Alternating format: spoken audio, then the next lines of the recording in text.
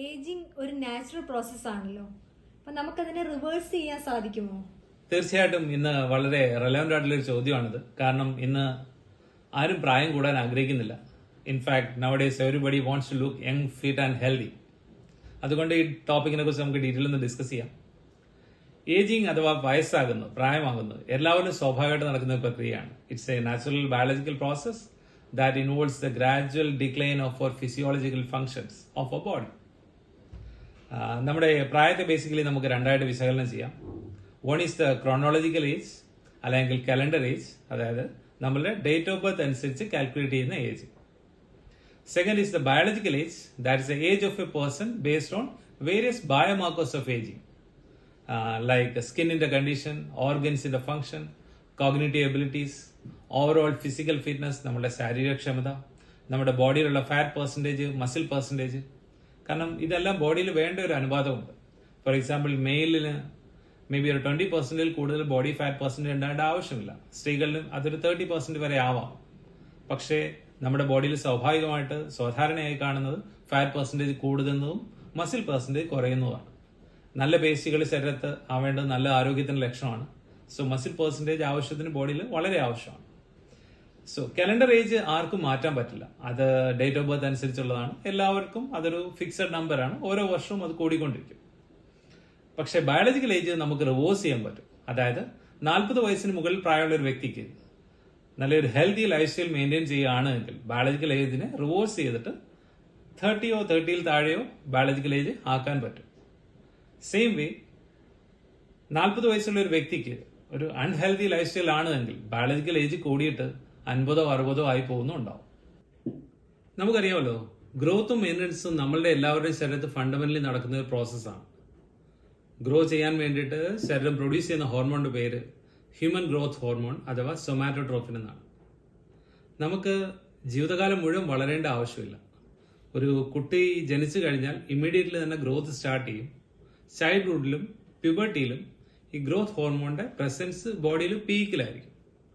പക്ഷേ ഒരു അഡോൾസൻസ് കഴിയുന്നതോടുകൂടി, അതായത് ഒരു 18-19 വയസ്സ് കഴിയുന്നതോടുകൂടി നമ്മുടെ ബോഡിയിൽ ബോണിലെ ഗ്രോത്ത് പ്ലേറ്റിന്റെ ഗ്രോത്ത് നിൽക്കുന്നുണ്ടാവും. അതോടുകൂടി ഈ സൊമാറ്റോട്രോഫിന്റെ ഗ്രോത്ത് ഹോർമോണിന്റെ പ്രൊഡക്ഷൻ ബോഡിയിൽ മെല്ലെ കുറഞ്ഞു വരും, ഡിക്ലൈൻ ആവും. കാരണം നമ്മുടെ ശരീരത്തിന് പിന്നീട് വളരേണ്ട ആവശ്യമില്ല. പിന്നീട് ഇത് ആവശ്യമുള്ളത് നമ്മുടെ ബോഡി മെറ്റബോളിസത്തിനും മസിൽ മാസ് മെയിൻറ്റെയിൻ ചെയ്യുന്നതിനും റിപ്പയർ ഗ്രോത്ത് ആക്ടിവിറ്റീസിനും ഒക്കെ വേണ്ടി മാത്രമാണ്. അങ്ങനെ ഗ്രോത്ത് ഹോർമോൺ കുറഞ്ഞിട്ട് ഒരു 30 വയസ്സ് കഴിയുന്നതോടുകൂടി നമ്മുടെ ശരീരത്ത് മസിൽ ലോസ് ഉണ്ടായി തുടങ്ങും. ശരാശരി പറയുകയാണെങ്കിൽ ഒരു 0.5% to 1% മസിൽ ലോസ് ഓരോ വർഷവും നമ്മുടെ ശരീരത്തുണ്ടാവും, വിച്ച് ഈസ് കോൾഡ് സാർക്കോപീനിയ. പേർപ്പസ്ലി നമ്മൾ നമ്മുടെ മസിൽ ബിൽഡ് ചെയ്യുന്നില്ല എങ്കിൽ ശരീരത്തിൽ സംഭവിക്കുന്ന ഇതായിരിക്കും. അതായത് either you use the muscle or you will lose the muscle. Growth hormone കുറയുന്നതോടുകൂടി ലൈപ്പോലിസിസ് സ്ലോ ഡൗൺ ആവും. അതായത് less fat is broken down and more fat is stored in our body as visceral fat. തടി കൂടും, overweight ആകും, followed by a series of metabolic condition like insulin resistance, inflammation all across our body, type 2 diabetes, BP കൂടുന്നുണ്ടാവും, cholesterol elevated ആവുന്നുണ്ടാവും, heart disease etcetera. നമ്മുടെ ബോഡിയിൽ ഉണ്ടാവുന്ന muscle loss വ്യക്തമായിട്ടൊന്ന് മനസ്സിലാവാൻ ഈ MRI സ്കാൻ റിപ്പോർട്ട് ഒന്ന് ശ്രദ്ധിച്ചാൽ മതി. ഏറ്റവും മുകളിൽ കാണുന്നത് ഒരു 40-year-old ട്രയാത്തലറ്റിന്റെ ക്വാഡ്രസെപ്സ് ആണ്, അതായത് അപ്പർ ലെഗിന്റെ ക്രോസ് സെക്ഷൻ. നടുവിൽ കാണുന്നത് ബോണും ചുറ്റുമുള്ള ഡാർക്ക് ഏരിയ മസിൽസും ഏറ്റവും ഔട്ടർ സർക്കിളിൽ കാണുന്നത് സബ്ക്യൂട്ടിനസ് ഫാറ്റും ആണ്. രണ്ടാമത് കാണുന്നത് same quadriceps of a 70-year-old person with a sedentary life style. Muscle mass നോക്കിക്കഴിഞ്ഞാൽ വളരെ കുറവാണ്, അതും ശുഷ്കിച്ച രീതിയിൽ നമുക്ക് കാണാൻ പറ്റുന്നുണ്ടാവും. എന്ന് മാത്രമല്ല സബ്ക്യൂട്ടിനസ് ഫാറ്റ്, സ്കിന്നിനടിയിലുള്ള ഫാറ്റ് വളരെ കൂടുതലുമാണ്.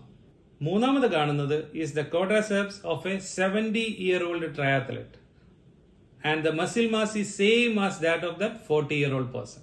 ഇതിലൂടെ നമുക്ക് മനസ്സിലാവുന്നത് നമ്മുടെ ബോഡിയിൽ ഗ്രോത്ത് ഹോർമോണിന്റെ പ്രൊഡക്ഷൻ ആവശ്യത്തിനുണ്ട് എങ്കിൽ we can protect our muscle mass, rather we can increase our muscle mass, and at the age of 70 we can feel like a 40-year-old person. നമ്മുടെ ബോഡിയിൽ മസിൽ ലോസ് ഉണ്ടാവുന്നത് നമുക്ക് തന്നെ ഫീൽ ചെയ്യാൻ പറ്റും. എസ്പെഷ്യലി കയ്യിലൊക്കെ ഇത് പിടിച്ചു നോക്കുകയാണെങ്കിൽ നമുക്ക് ഫീൽ ചെയ്യാൻ പറ്റും. മസിൽ അല്ല ഫാറ്റ് ഡെപ്പോസിറ്റ് ആണ് കൂടുതലും നമുക്ക് തിരിച്ചറിയാൻ പറ്റും.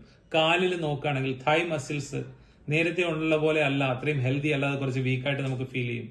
ബട്ടക്ക് ഏരിയയിൽ, ബാക്ക് ഏരിയയിൽ മസിൽസ് ലോസ് ആവുന്ന വിസിബിളി അറിയാൻ പറ്റും. സോ ഇതെല്ലാം നമ്മൾ listen to your body, you can feel it. Okay, അപ്പൊ ഇനി ഗ്രോത്ത് ഹോർമോണിന്റെ പ്രൊഡക്ഷൻ കൂട്ടുന്നതിന് വേണ്ടിയിട്ട് എന്തൊക്കെ കാര്യങ്ങളാണ് ചെയ്യേണ്ടത്? ഗ്രോത്ത് ഹോർമോണിന്റെ പ്രൊഡക്ഷൻ ബോഡിയിൽ ശരിയായ രീതിയിൽ നടക്കണമെങ്കിൽ നമ്മൾക്ക് ഒരു healthy and active life style ഉണ്ടാവേണ്ടത് വളരെ ആവശ്യമാണ്. അതിൽ ഒന്നാമത്തേത് ഒരു ബാലൻസ് ഡയറ്റ്, ഒരു പ്രോപ്പർ ബാലൻസ് ഡയറ്റ് ഉണ്ടാവണം. അതായത് നമ്മൾ എന്ത് കഴിക്കുന്നു, എത്ര കഴിക്കുന്നു, എപ്പോൾ കഴിക്കുന്നു, ഈ 3 കാര്യങ്ങളും വളരെ ഇമ്പോർട്ടൻ്റ് ആണ്. നമ്മൾ എന്ത് കഴിച്ചാലും നാവിൽ വെക്കുന്നവരെയുള്ള അതിന് ഈ പേരുകളുള്ളൂ. നമ്മൾ കഴിക്കുന്ന അപ്പം ആയാലും ദോശ ആയാലും പുട്ടായാലും ചോറായാലും ചപ്പാത്തി ആയാലും ഈ പേരെല്ലാം ഇവിടെ വായിൽ വെക്കുന്നവരെയുള്ളൂ. അതിന് താഴോട്ട് either it is protein, carbohydrate, fat, vitamins or minerals, ഈ 5ഉം ബോഡിയിൽ വേണ്ട ഒരു പ്രൊപ്പോർഷൻ ഉണ്ട്. ആ രീതിയിലുള്ള ഒരു ഭക്ഷണക്രമമായിരിക്കണം നമുക്ക് ഉണ്ടാവേണ്ടത്. ഫോർ എക്സാമ്പിൾ, പ്രോട്ടീൻ നമ്മളുടെ ഒരു ഹെൽത്തി ലൈഫ് സ്റ്റൈൽ മെയിൻറ്റെയിൻ ചെയ്യുന്നതിന് ഒരു 0.8 to 1 gram per kg body weight protein നമുക്ക് കിട്ടണം.